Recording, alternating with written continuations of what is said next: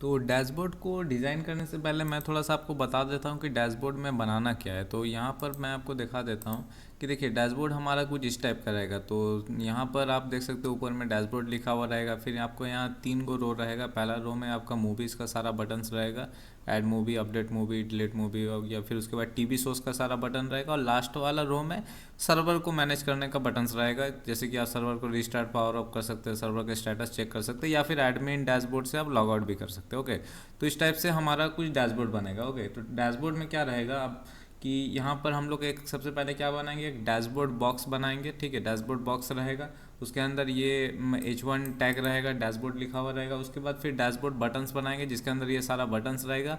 और वो dashboard buttons के अंदर 3 रो रहेगा। ठीक है ना, तो 3 गो रो रहेगा। एक पहला रो में आपका मूवीज़ का रहेगा, दूसरा रो में टीवी शोज़ का बटन रहेगा, तीसरा रोज में आपका सर्वर्स का मैनेज करने का बटन्स रहेगा। ओके, तो ये इस टाइप से हम लोग 3 रोज बनाएंगे बटन्स के लिए। तो चलिए अब हम इसको इम्प्लीमेंट करते हैं। तो अभी फ़िलहाल मेरा डैशबोर्ड कुछ इस टाइप से शो हो रहा है। तो चलिए अब इसको बनाते हैं।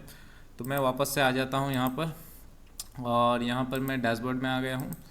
अब डैशबोर्ड में आने के बाद यहाँ पर जैसा कि मैंने आपको बताया, सबसे पहला चीज़ हमें करना पड़ेगा तो वो होगा div डॉट डैशबोर्ड बॉक्स। ठीक है, सबसे पहले हम लोग एक डैशबोर्ड बॉक्स बनाएंगे। तो ये डैशबोर्ड बॉक्स के अंदर ये पूरा आइटम्स रहेगा। ओके, तो डैशबोर्ड बॉक्स बनाए। अब डैशबोर्ड बॉक्स के अंदर ये H1 टैग में डाल देता हूँ। ठीक है, H1 टैग डाल दिया। अब डैशबोर्ड बॉक्स के अंदर बटन्स रहेगा, तो डिव डॉट डैशबोर्ड बटन्स। ठीक है, इसके अंदर हमारा जितना भी डैशबोर्ड बटन्स वगैरह रहेगा। अब यहाँ 3 चीज़ बनाएंगे, एक बार फॉर्मेट कर लेते इसे। ओके, अब यहाँ 3 चीज़ बनाएंगे। पहला चीज़ क्या रहेगा, डिव डॉट रो। तो ये पहला रो रहा मूवीज़ के लिए। ठीक है, उसी टाइप से सिमिलरली और 3 रोज बनाएंगे। तो यहाँ हमारा 3 रो हो गया। तो पहला मूवी के लिए रहेगा, दूसरा रहेगा टीवी शोज़ के लिए, तीसरा रहेगा सर्वर्स का बटन्स रहेगा, सर्वर मैनेज करने का बटन। अब यहाँ पर क्या रहेगा, सबसे पहला बटन रहेगा वो हमारा रहेगा कि ऐड करने का बटन रहेगा। तो मैं यहाँ पर ए टैग ले लूँगा, और यहाँ ऐड करने का बटन रहेगा। तो यहाँ पर रहेगा ऐड अ मूवी। ठीक है, या फिर सिंपली आप लिख सकते हैं ऐड मूवी का। अब यहाँ एच रैप आपको क्या देना पड़ेगा, सबसे पहले मैं काम करता हूँ, क्लास दे देता हूँ इसका। क्लास एक मीनिंगफुल नेम देते हैं, ऐड बटन, मूवी ऐड कर रहे हैं तो मैं एक मीनिंगफुल नेम दे दिया। और एच रैप क्या रहेगा, यहाँ पर जब भी इस बटन में आप क्लिक कीजिएगा तो आपका एक एंड पॉइंट में ले जाएगा, वो रहेगा ऐड मूवी रूट नाम का एक एंड पॉइंट हम लोग बाद में बनाएंगे। तो ये एंड पॉइंट ट्रिगर हो जाएगा जब भी आप इस बटन में क्लिक कीजिएगा। ठीक है, तो इस टाइप से हम लोग क्या करेंगे, इस टाइप से और एक हम लोग यहाँ पर एक बटन लेंगे जिसको मदद से हम लोग डिलीट कर सकते हैं मूवी, या अपडेट कर सकते हैं। तो और मैं क्या करता हूँ, 2 बटन ले लेता हूँ अपडेट करने के लिए, और ये एंड पॉइंट अब ट्रिगर हो जाएगा अपडेट मूवी के लिए। फिर उसी तरह डिलीट करने के लिए एक अलग से बटन ले लेंगे।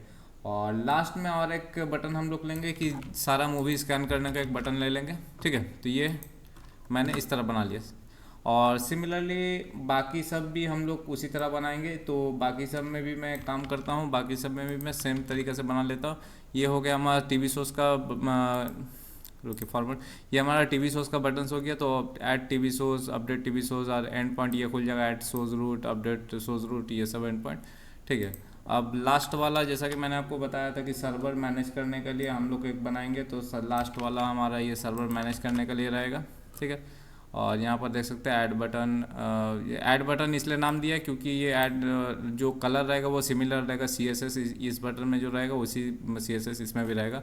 तो ये बेसिकली सर्वर स्टेटस को ये करने के लिए, और फिर जाके रिस्टार्ट करने के लिए, पावर अप करने के लिए, और लास्ट वाला एडमिन लॉग आउट करने के लिए। ओके, तो एडमिन लॉगआउट के लिए मैंने एक एंड पॉइंट तो शायद बना दिया, देखिए ऑलरेडी /admin/logout। इस एंड पॉइंट में हमारा लॉगआउट जो है वो एडमिन लॉगआउट हो जाएगा। तो देखिए ये जब लॉगआउट बटन में क्लिक करेगा तो ये एंड पॉइंट ट्रिगर हो जाएगा। ओके, तो ये हमारा कुछ बन गया। अब मैं एक बार रिफ्रेश करूँ तो देखिए इस टाइप से भी सो रहा, तो बहुत ही बेकार लग रहा, थोड़ा सा CSS इसमें लगा लेंगे। तो देखिए CSS जो है ना वो बहुत ही मैंने आपके ऊपर डिपेंड करता है, उसमें कुछ समझाने का नहीं है CSS में।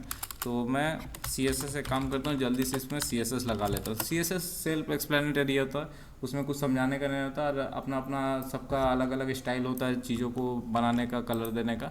ठीक है, तो सबसे पहले मैं बॉडी में देखो इस तरह से बॉडी में दे दिया, फ्लेक्स डायरेक्शन कॉलम दे दिया। और डिस्प्ले फ्लेक्स अगर मैं करूँ, देखिए कुछ इस टाइप से आ गया, सेंटर में आ गया। ओके, और उसके बाद जो डैशबोर्ड बॉक्स है उसको मैं थोड़ा सा CSS दे देता हूँ। तो जो डैशबोर्ड बॉक्स है उसमें CSS में दे देता हूँ।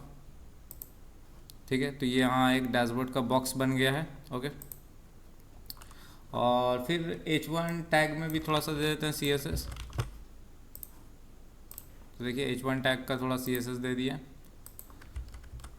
फिर आपको वो डैशबोर्ड का जो बटन्स है उसमें आपको थोड़ा सा CSS देना पड़ेगा। तो डैशबोर्ड का बटन में मैं थोड़ा सा CSS दे देता हूँ। तो देखिए इस टाइप से हो गया।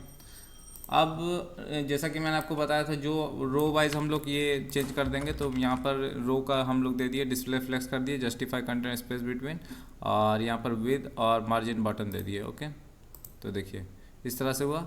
और इसमें जो ऐड बटन है, ऐड बटन में हमें थोड़ा सा हर एक जो बटन हम लोगों ने बनाया है ऐड बटन का अलग बनाया है।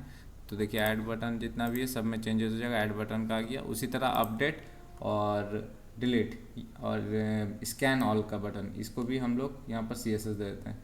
और इसको CSS देंगे तो एकदम सिमिलर वे में हम लोग CSS देंगे।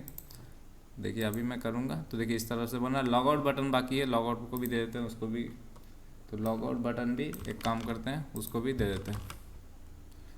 अब मैं आपको दिखाऊं तो देखिए लॉग आउट बटन इस तरह से। ओके, अब यहाँ पर बाकी सब हॉवरिंग इफेक्ट भी हम लोग दे देते हैं, हॉवरिंग इफेक्ट दे देते हैं। तो यहाँ पर मैं रिफ्रेश करूँगा तो हॉवरिंग इफेक्ट। अच्छा, यहाँ कुछ एक इशू आ रहा है जिसकी मदद से ये पूरा सब अलाइन नहीं हो रहा, तो एक बार चेक कर लेता हूँ कि इशू क्या आ रहा है, अलाइन क्यों नहीं हो रहा है। तो एक बार मैं फॉर्मेट मार लेता हूँ सबसे पहले। ओके, तो ये मैंने फॉर्मेट मार लिया, और यहाँ कुछ एक इशू आ रहा है जिसकी वजह से ये सब अलाइन नहीं हो रहा है एक साथ। तो यहाँ जो इशू हो रहा है, देखिए ये जो है, अगर मैं आपको दिखाऊं तो इशू यहाँ पर क्या हो रहा है कि यहाँ पर एक चीज़ मिसिंग है, वो है स्कैन ऑल TV सोर्स। तो वो हम लोग को यहाँ पर मेंशन करना पड़ेगा। तो यहाँ पर देखिए ये मैंने मेंशन करने भूल गया था कि एक और बटन रहेगा स्कैन ऑल TV सोर्स का। ठीक है, तो ये जब मैंने मेंशन कर दिया, अब मैं यहाँ पर आपको रिफ्रेश करूँ तो देखिए सब अलाइन हो गया।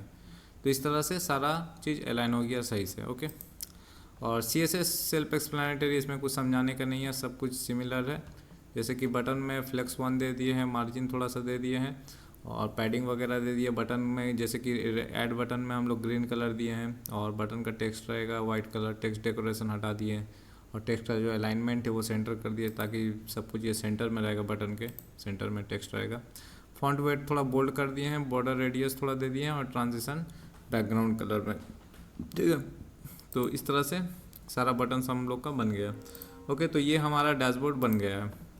अब अगर मैं आपको डैशबोर्ड में दिखाऊं तो डैशबोर्ड में अगर आप यहाँ पर देखिएगा तो ये जैसे एंड पॉइंट बनाया है कि ऐड मूवी रूट हो गया, अपडेट मूवी। तो मूवी ऐड करने के लिए अलग से हमें एक एंड पॉइंट्स बनाना पड़ेगा, अपडेट करने के लिए इस तरह हमें सारा एंड पॉइंट्स बनाना पड़ेगा। तो सबसे पहले हम लोग ऐड करेंगे मूवी को, तो उसका एक एंड पॉइंट बनाएंगे, और एक पेज रहेगा। जैसे कि उस बटन में क्लिक करेगा, इस बटन में क्लिक करेंगे तो ऐड मूवी का एक पेज खुल जाएगा जहाँ पर आप कोई भी मूवीज़ वगैरह ऐड कर सकते हैं। तो चलिए अब ये काम भी हम लोग कर लेते हैं।